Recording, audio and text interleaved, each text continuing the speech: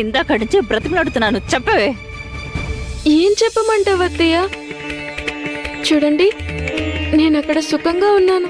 మీ అందరినీ చూడగానే ఎందుకో నాకు ఏడుపు వచ్చేసింది అత్తయ్య.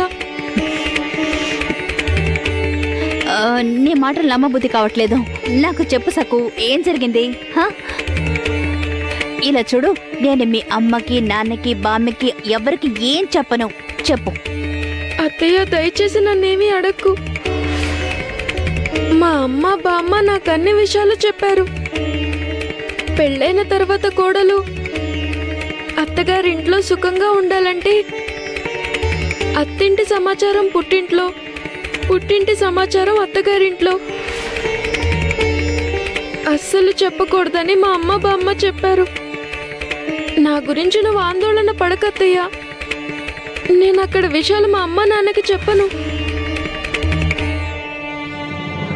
పిన్ని, నాకు అర్థమైపోయింది, నువ్వు దీన్ని చిత్రహింసలు పెట్టుంటావు.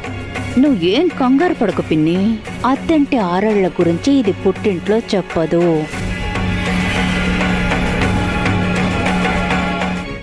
దిగు, కాస్తాగా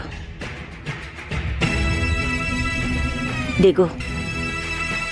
సక్కుని వెంటనే నువ్వు ఇంటికి తీసుకురావాలి, గుర్తుంచుకో. అలాగే.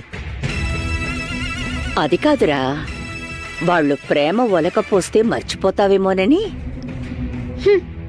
వాళ్ళెందుకు ప్రేమ ఒలకపోస్తారు? 2 చేతులకి బాధలు పెడతారు. నువ్వు దిగులు పడకమ్మా. నిన్నెవరైనా అడిగారా?